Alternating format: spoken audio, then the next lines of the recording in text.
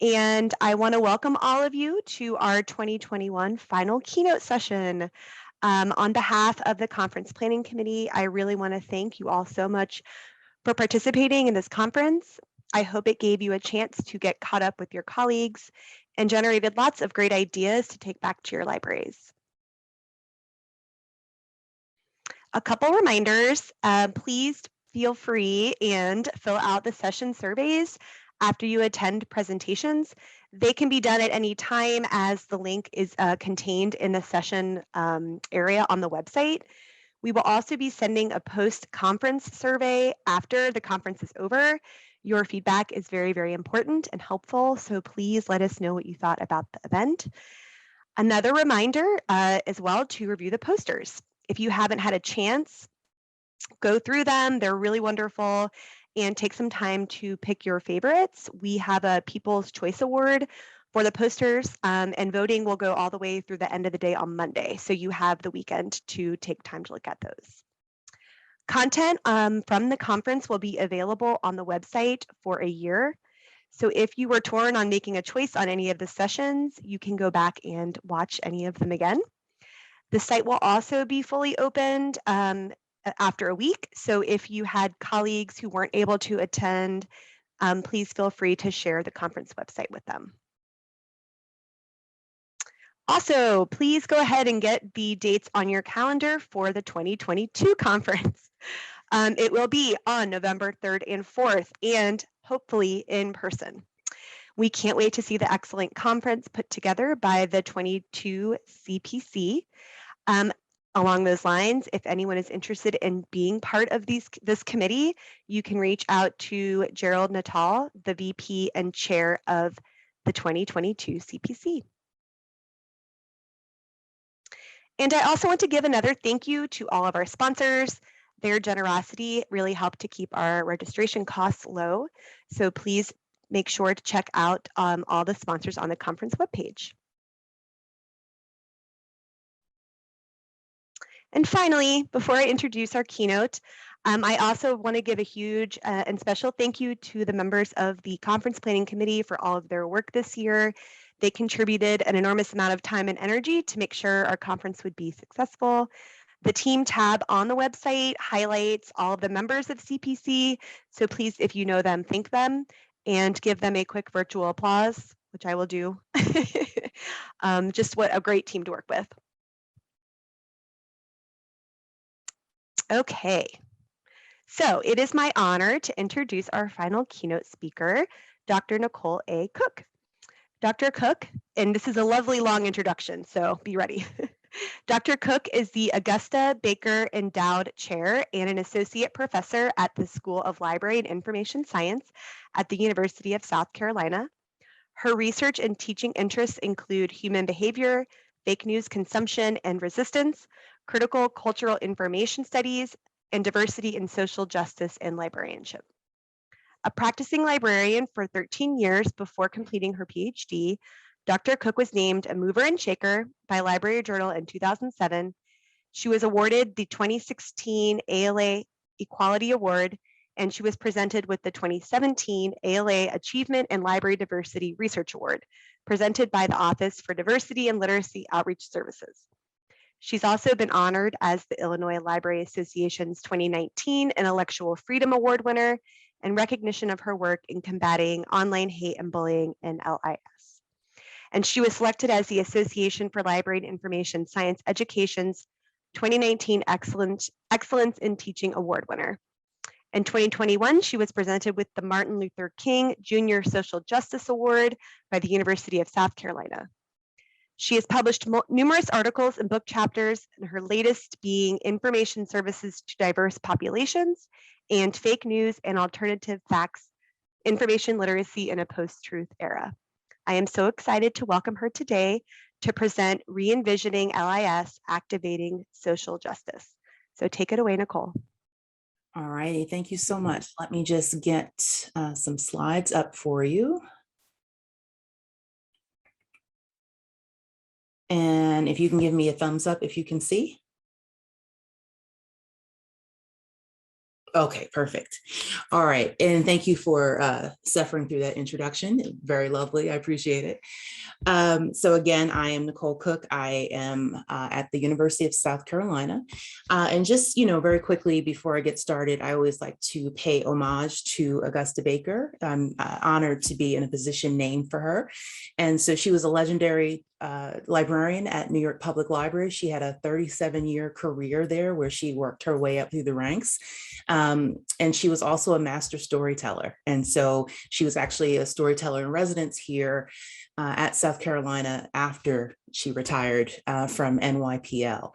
And one of the things that I love to tell people about her is that she was one of the forerunners in our profession in terms of social justice and advocacy. She decided that the books that she had in her collection and that Black children and children of color were looking at did not portray them in a positive light. So she decided that wasn't good enough, and she compiled and had published several bibliographies that would portray Black children in a more positive light. Today, we're calling it everyday diversity. And, now we need diverse books. But, before all of that, we had Augusta Baker, Charlemagne Rollins, and some other real trailblazers in that respect. All right, so I want to get started talking about, are we finished or are we complete? And so this is an analogy that I heard from Dr. Philip Atiba Goff, and he is a professor at Yale University. And so I want us to think about this in terms of equity, diversity, and inclusion in our profession. And I want us to think about this analogy and what we'll talk about in the next half hour or so. I want us to think about the work that we do internally, right? With this idea that if we don't do the internal work, we cannot do the work for our communities, right? I actually will go as far as to say, if we don't do the necessary work internally to do DEI work, it's actually hypocritical for us to then go out into the community and tell them what they should be doing when we haven't done our own work. All right, so think about this really pretty door. I picked the door because I like pink, but think about this as the outside of your library. And I know you know about committee work, right? So, there was probably a subcommittee to pick the flowers. There's probably another subcommittee to get the paint. There was another subcommittee to, shine the windows, what have you. And so when you finish with this, if this door represents our EDI efforts in our libraries, in our institutions, everything looks really good, right? And this is the face that we want to present to the world. All right, so is it going to be hypocritical or is it going to be disingenuous? I'll put it that way. If this is what our front door looks like, but this is what our inside looks like. All right. So on the front face, we're putting forth one idea. And on the inside, in our day-to-day operations, in our policies, in our resource allotment, in our staff composition, if we are not matching the inside, then we have a disconnect and we have a problem, right? So we want our inside to look just as nice as the outside. We want our inside to be as diverse and equitable as our outside portrays us to be. All right, so if you Google white supremacy iceberg, this is what will come up. There are lots of different versions, but this is the version that I'm using. And this was actually a Facebook meme that came out of from an academic. I don't remember her institution right at the moment, but I think it does a really good job of giving us a sense of the different issues that we contend with. And because libraries are a microcosm of the larger world, of the larger society, anything that's going on outside, we get a touch of, we get a piece of, we get a taste of in our libraries, in our institutions. So think about the line where it says at the top, overt racism. Now, if we can figure out not to have any of these things at our libraries, we might be able to have that pretty pink door, right? But then if we still have all of the things under covert racism, if we still have these things happening then we have that, that dark, dank interior that I showed you, right? So again, our outside should match our inside. And so the overt racism seems really obvious, but unfortunately, a lot of these things are still happening. We're living in interesting times. But the covert racism, and I'll have some more examples for you as I move along, things about Bootstrap Theory, right? I know that's popular in academia and higher ed. We say, the kids should have grit and they should be able to pull themselves up by their bootstrap. That's problematic.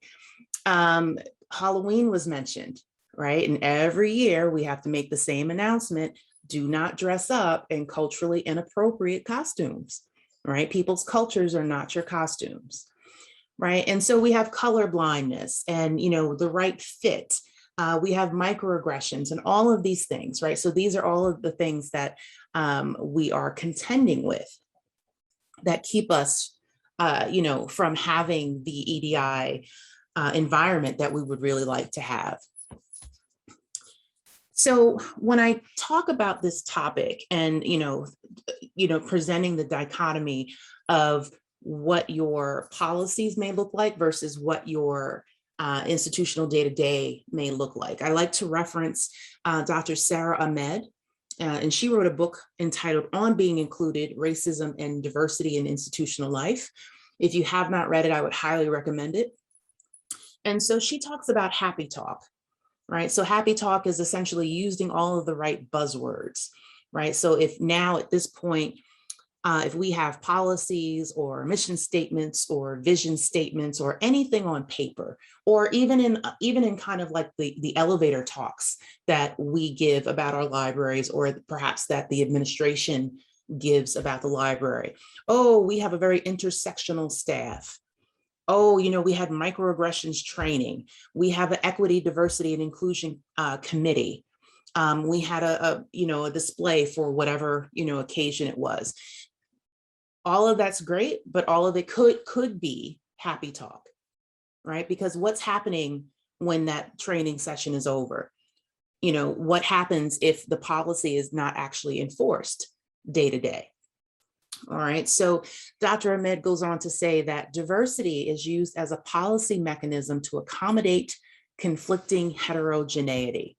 So in other words, I'm going to use the right words so we can squash all this conversation about all of this other stuff that people think we need to be doing, right? So it's a way to squash the equity conversation, and certainly a way to squash the equity work. Diversity is commodification. All right, so, I've been doing this about 20 plus years or so, and it always seems that equity, diversity, and inclusion, the pendulum will swing and it becomes trendy, right? So we're still in one of those trendy phases. And when that happens, people who don't do this work regularly or don't do it for the right reasons, suddenly there's a conference with a diversity theme, or there's a journal, a special issue or something with the theme. And then my favorite is the grants, right? All of a sudden, folks have applied for grants and gotten money for work that they really don't do. All right, so then that becomes the commodification piece. And again, diversity is image management, all right? Passing the audit culture. So again, if you have all of the right buzzwords in your policies and your mission statements, if someone comes in to audit you, it's very possible you could pass that audit, right? Because you've got all the right words in the right places. But what would happen if they stayed with you for a couple of weeks and they actually observed you all day, and they went to all of your meetings and they observed all of your services? They took a good look at your collection, right? Would what they find match what they read with what they read on paper? Okay, so again, outside door versus inside actuality. Dr. Ahmed also goes on to say that on being included, so to be welcomed is to be positioned as the one who is not at home. And she talks about this as conditional hospitality, when you are welcoming someone, right? And this is in particular with folks of color, any type of marginalized group. When you welcome them, it's positioned that the organization was not necessarily built for them or that they're not welcome. So again, with the paper diversity in the audit culture, just because someone is welcomed on paper doesn't mean that they're welcomed in practice, right? So again, needing to match these two things up. All right, so we need to be willing and able to recognize, identify, and name the mechanisms of systemic injustice. All right, and we need to do that personally speaking, and we need to do that critical work that will allow you to do that in your institutions, right? So I'm not suggesting that any of this is easy. I'm not even suggesting that any of this is comfortable, right? But we have to be able to do that work to get us to that place where we can call out and name and then be willing and able to do the work. All right, so with that in mind, are you willing to share or even give up some of your privilege so that others might experience some level of even temporary equity, right? And if you're not willing or if you're not able, then you need to think about why that is, right? And what work would it take to get you to the place where you would be willing and able? So then I'm asking you the question, and I can't see the chat, so I'm just going to assume everybody's in the chat saying, yes, I'm ready, we're going to do this, we're going to do this. All right, so are you ready? So the first part of this is this critical self-reflection. I've mentioned that phrase to you already. And this is part, and I think perhaps the biggest and most important part of this, what I'm putting forth as re-envisioning. Right. So in order to re-envision the profession, we have to re-envision ourselves. We have to re-envision our goals, our values, right? And make sure everything's in alignment. Right. So, you know, speaking of alignment, I don't know about you all, but I have to see a chiropractor on a regular basis, right? Because things get out of whack and I have to get things back in line. Right. So similarly, we have to continuously do this work to make sure that we are in alignment, because we all know how easy it is to come out of alignment. So one of the things is language, right? And I could talk to you for hours about language, right? So this was a tweet, and this is an educator, Anthony Ware, and he said, what if instead of underserved communities, we use the phrase purposely ignored or something similar? With the history of the US in mind, most underserved communities have been intentionally undermined by policy and other tools. And this tweet I found, and I've been using even before all of this CRT kerfuffle stuff that's happening, right? And so that's another current example of really just wanting to erase history because it's uncomfortable, right? Then we have Shay Stewart Booley, who is a social justice advocate. And she says, you can't train your way out of white supremacy. All of the diversity, equity, and inclusion initiatives will not fix any of this, right? And so what I like to, compare to this is this idea that we can't just check a box, right, with equity, diversity, social justice, or any of these things, right? So if we're going to do this work, we're going to do this work. It's not something that, Friday at 4:30 when this is over, the conference is over, you're like, oh, I'm good till next year. Check that box, right? That's not how this works, okay? All right, so we teach what we value. And this was a quote by Dr. Gloria Ladson-Billings. If you don't know Dr. GLB, I would highly recommend her work as well. She does a lot of work with culturally responsive pedagogy, which I have always found very helpful in my work as an instructor. I was an instruction librarian in an academic library before I became faculty, so very helpful, her work. And so when she says that we teach what we value, I'm also suggesting that we research what we value. We collect what we value. What does your collection look like? We have the programs sometimes that reflect what our interests are. when instead perhaps they should be reflecting what the community wants, right? So this is not something, I'm not suggesting that this is bad, right? What I'm suggesting is what we value may not always encompass the broader picture or the broader spectrum or the needs of what our community needs. And so when Dr. GLB says that we teach what we value, it is because we are socialized. It is because, you know, we're socialized in the West to value whiteness, to value money, affluence, maleness, Christianity, right? And all of these things that we're kind of just trained unconsciously in society to say, oh, that's the best. All right, so if you don't believe me, I have some history for you. So on the left-hand side, we have the brown doll test. And this study was conducted by Dr. Kenneth and Mamie Clark. They were psychologists, and they gave, as you can see, different skin-toned dolls to young Black children and said, which doll do you want? And inevitably, all of the Black children selected the white doll. And when they were asked, you know, why did you pick that doll? Oh, this doll is good.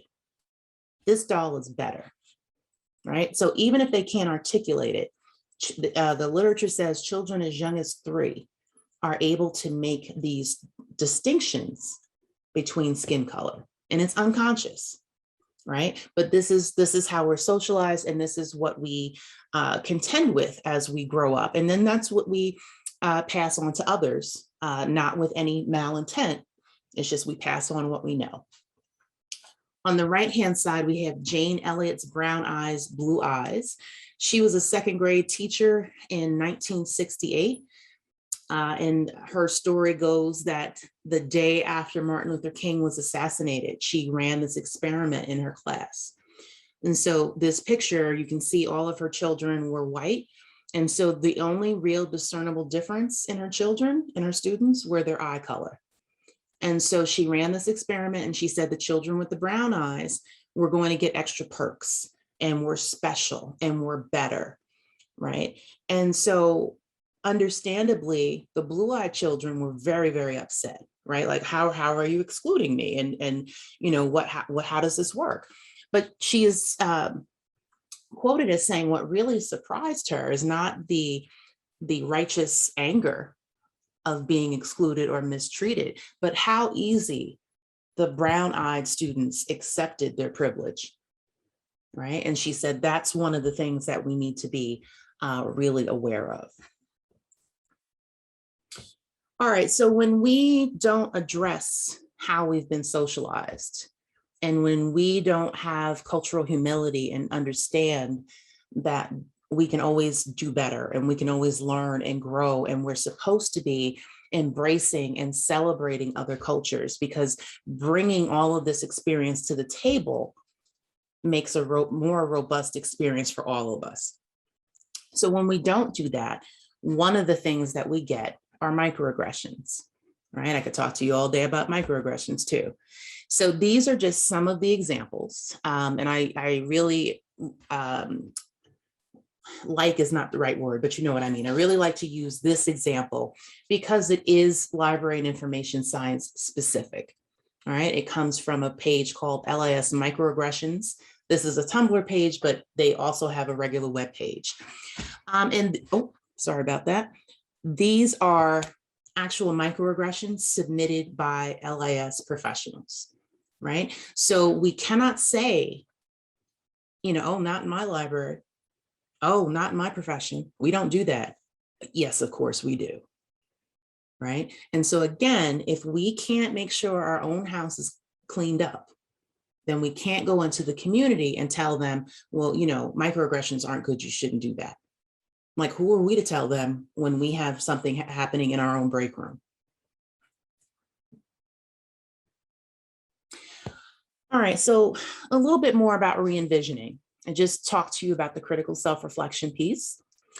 Another piece of re-envisioning is empathy, right? And, you know, it can be hard to teach empathy, and it can be hard to develop empathy, right? Because, you know, it's that adage, out of sight, out of mind, right? If we're not aware of other things, then we don't really have a good understanding of how they may impact others, right? So this is where we have to read and talk to people and get outside your own bubble, right? I did a talk last week, and someone in a public library said that one of their patrons, an older white woman in her 70s, had never traveled outside the county that she was born in and had never met a person of color. And so now, because the US is increasingly diverse, there are now Haitian immigrants in this community, and this older woman doesn't really know what to do, because she's literally, I assume she's seen these folks on television, right? But she's never seen them in person, right? So she never had to develop empathy, right? So even in, our role as information professionals, but, just think of it as, someone in your family, how would you work to help this person develop empathy? So one of my responses to this question last week was, can you have just like a coffee hour in your library and invite, members of the community to just talk, right? It doesn't have to be didactic, right? But it's hard to develop empathy for situations and people that you don't know anything about. And so that also leads into cultural competence and cultural humility, and I will get to that in the next slide.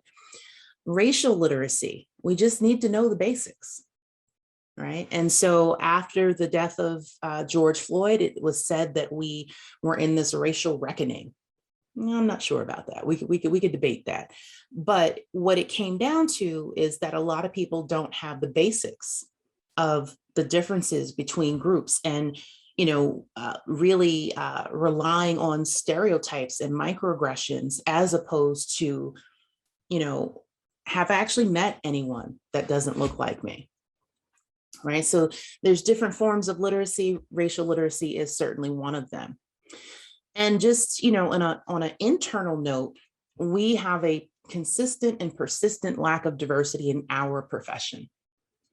And so, depending on what figures you're looking at, we don't make great strides in recruiting and retaining diverse and marginalized folks in our profession. We just don't do a good job of it for multiple reasons.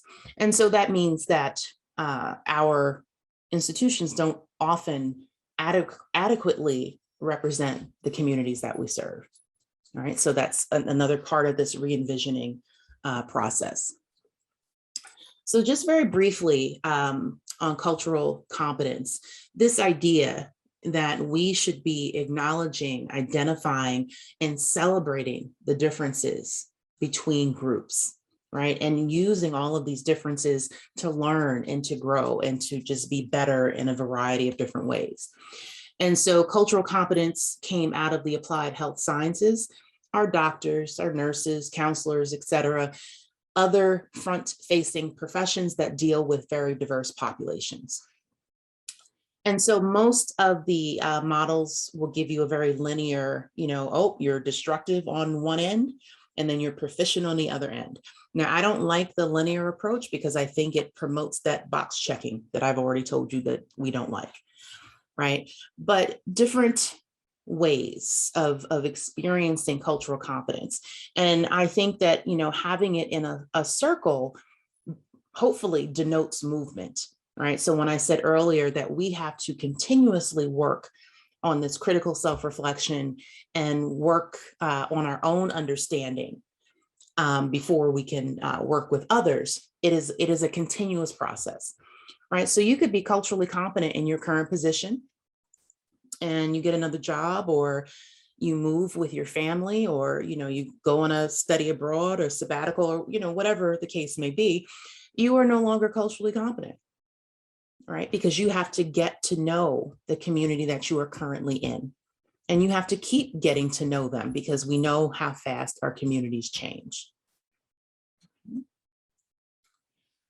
All right, and just cultural humility, I mentioned it a little bit earlier, also from the applied health sciences.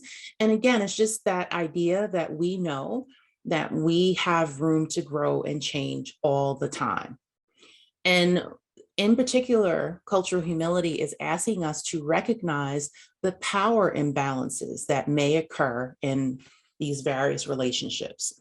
So in this particular definition, again, from Applied Health Sciences, so I crossed out patient physician and put in patron librarian. All right, what does it take for a student of color to come up to a white librarian, right, who they may think already thinks less of them, right? When I was academic librarian, I can't tell you how often it happened, but I can promise you it happened at least twice a week, that someone would come up to me at a desk that had information on the front of the desk and ask me, do you work here? Nope, just hanging out. But I can go get you a real librarian, right? Because I don't look like what they perceive a librarian to be. All right, so there's always some type of power dynamic happening, right? And so we need to keep that in mind. So Michelle Norris of NPR, she says that the hardest people to awaken are the ones who think they're already woke. All right, so these are the folks that are on that committee for that pink door in the beginning, and who don't understand that there's a lot afoot behind the scenes. All right, and so, you know, we can't check those boxes. We can't decide that we're done. This work is constant. So activating the social justice part of the work. And so just another note on language. All right, and this was an article by Dr. Daphne Lazarus-Stewart, I believe it was in the Chronicle of Higher Ed. And she talks about the differences between diversity, equity, inclusion, and justice, right? We tend to use all of these words interchangeably, and certainly they are related, but they are different, right? So diversity is literally a foot count. Who's in the room, right? So, you know, if you add one Black person to the room, oh, we have diversity now, right? But in equity, you know, are they under constant threat of being put back out of the room or ignored? Inclusion, is that person actually being heard or acknowledged? And then justice is, are they being taken seriously? Will they always continue to be the minority in the room? Right, so certainly, again, this is not easy work, this is not simple work, right? But just to give you an example of the gradations, and also, again, being a little bit more careful with the language that we use. And so I'm going to give you a couple of definitions of social justice that I like. It's a good and bad thing that there are so many definitions of social justice. It can make things a little trickier because we don't have one standard definition. But this one comes out of our discipline, specifically out of archival science. And they're saying that social justice is a process and can never fully be achieved. So very similar to what I just said to you about cultural competence. It's something that we always have to continue to work towards. And I should have mentioned this earlier. I do have notes for you, so don't worry about it. Apologies for the barking dog, the joys of working from home. Yes, so I have notes for you, so you don't have to worry about writing all this down. And so then we have another definition, and this one I like because it brings us back to what we talked about earlier about the status quo. And this says that social justice is about destroying systematic marginalization and privilege. All right, so again, thinking about the power dynamics, power differentials, and all of the, you know, kind of it's like peeling back the layers of an onion about how we are doing this work. So when we are doing this work, we can operate on multiple levels. All right, so this is from sociology, this idea that we can work on micro, meso, or macro levels. So micro is that internal work that we're doing, like what we're doing today in this session. Meso work, you know, what can you do in your own institution, in your own library? And macro work, what are you doing in society? What are you doing at a larger level? And this is all very fluid. right? So at any given time, like just think, about what you've been doing in the conference the last couple of days, lots of micro work. And then, maybe you'll share this when you get back to your home institutions. That's a little bit of meso work. Maybe you're inspired to do something bigger, right? Outside your institution. That's macro work. And we can do any of these at any given time, right? So it's not like these are not hard and fast silos, is what I'm trying to get at. All right. So what I like to also say with the micro, meso, and macro work is when we're thinking about social justice, it can be very overwhelming, right? This idea that, oh my God, I have to change the world and I have to fix it in 72 hours. No, right? We don't want that. And so when we're doing this work, which can be sometimes isolating, we need to remember that small actions matter. So if I do something, if Jess does something, I'm just looking at the names here, if Suzanne does something, if Jane does something, all of that works together for the collective good, right? So there's work that we do as individuals, and there's also work that we do collectively. So just as I'm finishing up, a word about anti-racism, critical race theory, and the like. And so this is a copy, or just a screenshot, I should say, of a page that I created in May of 2020, after the death of George Floyd. Like everyone else, I was just like kind of at loose ends. I didn't know how to process what was happening. So I created this site just to keep track of all of the resources that suddenly started flooding all of our feeds. So at this point, there are probably over 200 sources on this Padlet. And these were just things that came through my feed. I didn't have to search for them, right? And so with all of this information, think back to that Michelle Norris quote, everybody was woke, because they were reading all the books. They were posting shelfies of, they read Kendi and they read D'Angelo and all of these things. And as time went by, we started to figure out that if they had read these books, and I'm not positive a lot of people actually did, they certainly weren't enacting what they read. All right, so their doors were nice and pink and pretty and had the good flowers.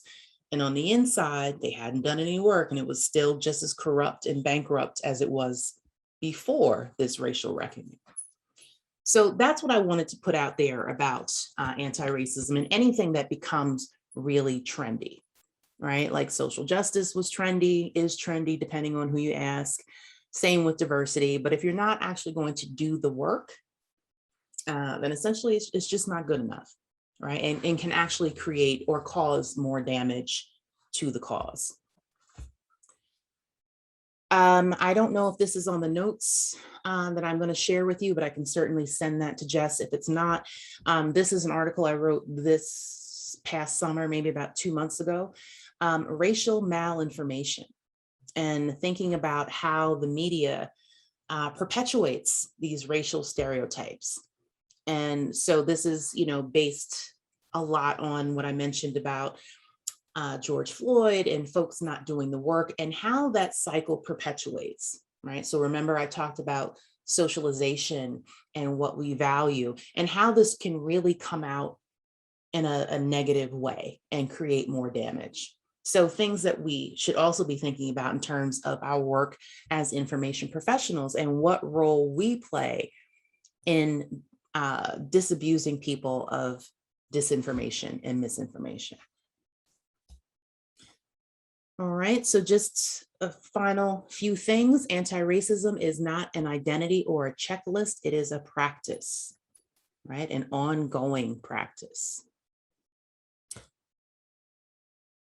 Just 2 quick examples of when we are doing this work, we do sometimes have to take a risk.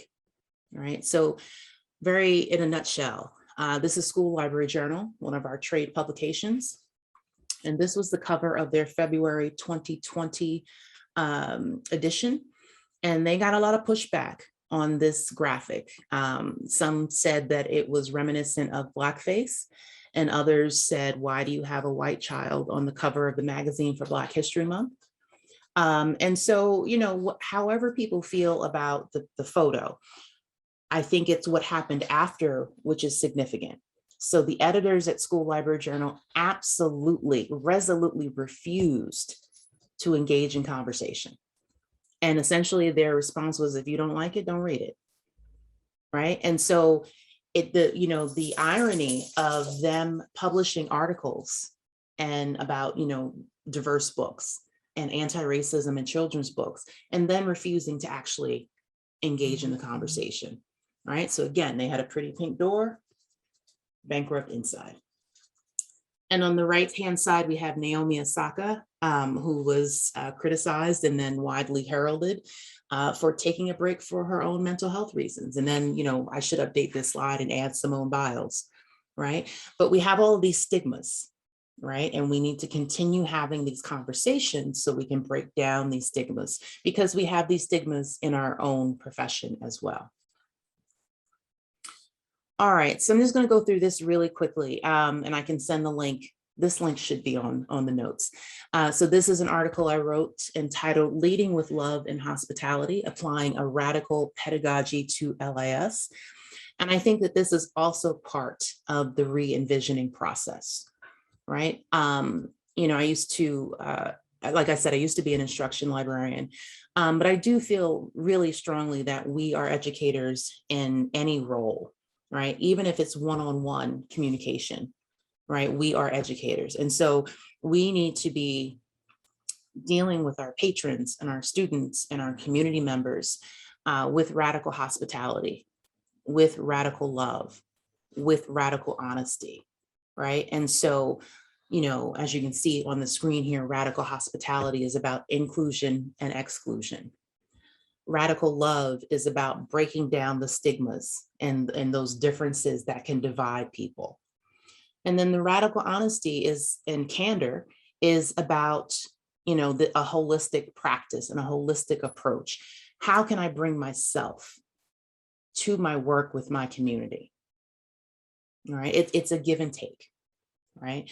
And we need to be thinking about our services and our jobs and everything as less transactional, right? And I'm not saying that as pejoratively, right? Things get busy and we just do things. That's just how it is. But sometimes we need to step back, right? And thinking about empathy again, right? If someone is really upset at a service point when you're helping them. Now, I'm certainly not suggesting you play therapist, but sometimes, how are you, right? And giving them a moment to take a breath, right? That's radical hospitality, radical love, and radical honesty, right? Again, the small actions matter. So to close, because I am, the classroom teacher, I have to give you homework. So today's Friday. What can you do on Monday to start making changes? And these can be internal changes, maybe something you want to see at your library or your institution. I've, heard from different librarians in different places.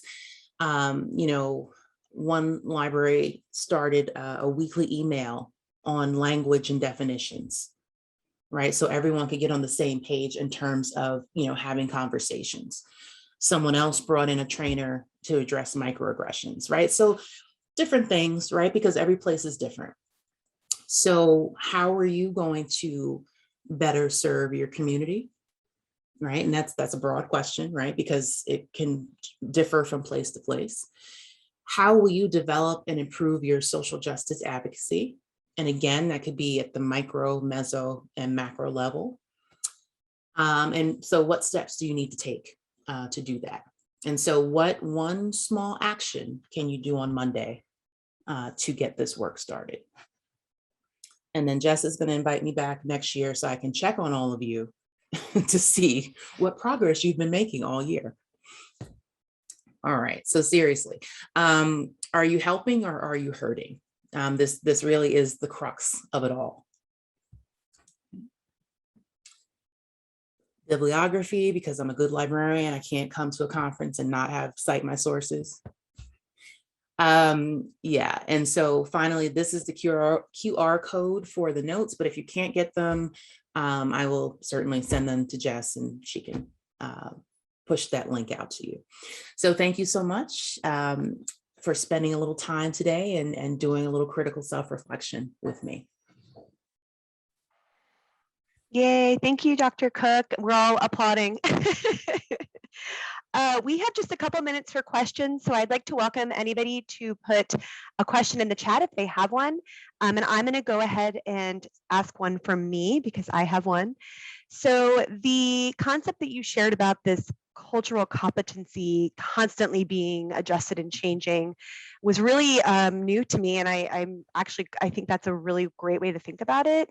So have you encountered any great examples of either library staff groups or things that a library is doing as a staff to kind of challenge and or update their cultural competency regularly? Like any good examples or things that you've seen other libraries do? Yeah, it's a great question. I have not, unless they have like a committee or something, it's kind of hard to do this work systematically, right? Because if you're dealing with an organization, people could be in very different places, right? So you have to, either work towards the middle or you have to commit to having this work done in stages, right? So, for example, we're all going to read one book, kind of like we do on campuses, the one book, one discussion kind of thing, and get us all on the same page. And then we'll do some intermediary training. But, that takes a lot of investment that a lot of places don't often want to commit to because it's a lot of work and it's not free. So that's a little harder. So the example that I mentioned about the weekly emails, that was part of Skokie Library. It's a public library in Illinois. That was part of the work that they were doing. And so they had a whole committee, right? And I will say that they had a lot of commitment from their admin. So that was a priority for that library. Trying to think of what else.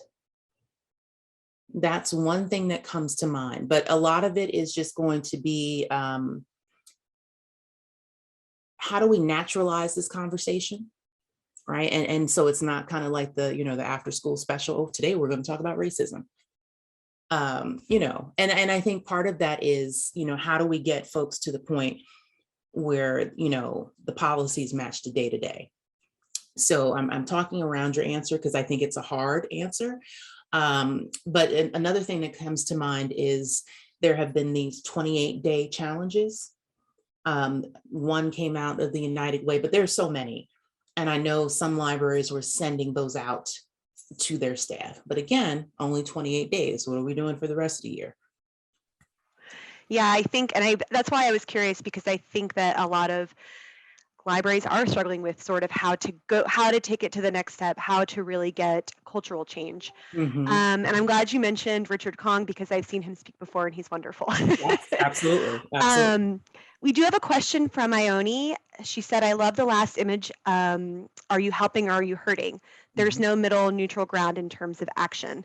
Can you share some of your thoughts on library as neutral and how that prevents us from really doing this work?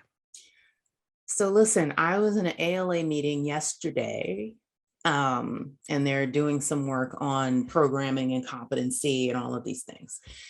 And I had such a hard time in this meeting yesterday because a lot of the folks that were there were clearly not ready to do the work, and they see programming as very, very separate from social justice and equity. And the reason I'm telling you this story is because in the chat box, one of the librarians said, well, when we're programming, libraries always have to stay neutral. And I about lost my mind. I had to turn the camera off and go take a break. I think it's a cop-out. And I think it's an easy way to squash conversation and say, we're just not going to do this work. So in my opinion, if someone is saying that the library needs to remain neutral, it's because they don't want to do this work. So there is a difference between information provision and being bipartisan, because bipartisanship does not equal neutrality, right? So I think it's an easy way to just shut things down. It amazes me we're still having this conversation. But we are. And I mean, I've heard very explicit things from librarians, like when, pre-COVID, when we used to go to ALA and ACRL and ride those buses around from hotel to hotel. I'm not buying that book just because it won that Coretta Scott King Award, right? I'm just not going to buy it. They only gave that book the award because it was diverse, right? So is that neutral? Right, but then they'll go right back to their library and say, well, we can't take a stance. We're neutral. No, you're not. You're just using it as a convenient excuse. So to Ione, I don't know how we get around it other than to keep telling people, please stop saying that. Because it is, I think to this picture, it is hurting us. And I agree, there is no middle here. Either you're helping or you're hurting. Thank you. We have one more. I think we can squeeze in one more question. There are probably a lot of folks wondering if they are at libraries or institutions who are just about happy talk. How can people figure out if they are at that type of organization, and how can they push their organization beyond that? Which is a good question. It is an excellent question. And I can be flip about this because I no longer work in an academic library. If you are wondering, I think you have your answer. About whether it's about happy talk or whether it's about the action. I was doing some consulting work for an academic library system. And I was dealing with a group of deans. I wasn't even dealing, with the staff. And the dean said, we want you to come in and do this work and educate our staff. But the deans didn't want to do any of the work. We don't need that. And I was like, oh, but no. If we're going to do this work, we're going to do this work as a community. And they were very angry with me because I told them, if you all don't do the work, then you're not ready. And it's hypocritical for you to tell your staff they have to do it and you won't. So I say this to say it can be very difficult, particularly if you're in a larger, environment, to push this work upstream, if you will. So I will say, when I was still an academic librarian, I would go to sessions like this and I would print out the handouts and put them in my dean's mailbox. And I know she knew it was me, and I'm sure she was sick of me. So I would do what I could, right? And I will say, ultimately, I had to leave that institution because it was killing me, right? And I knew that I was never going to change them. But with that said, I did find like-minded groups of people. So I found an outlet for my work in other places, right? So again, with the micro, meso, and macro, if you can't do as much on the meso level, and I know that hurts, and I know it's frustrating, I've been there, done that, you can still work on the micro, macro level, right? So again, not a simple answer, but perhaps a realistic answer. But I would certainly keep trying and certainly keep stuffing mailboxes. And every time you see something, call it out. Thank you. And thank you so much. This is such a lovely talk, very informative, and I think a wonderful way to close out the conference. So I thank you so much. And again, another round of applause. I would also again remind everybody, you will be getting the conference survey in your email. And I am so thankful to everybody for their time and appreciation, and really have enjoyed this conference. And thank you again, Dr. Cook. All right. Thank you all for having me. I hope you had a great conference. Thank you. Thank you, everyone.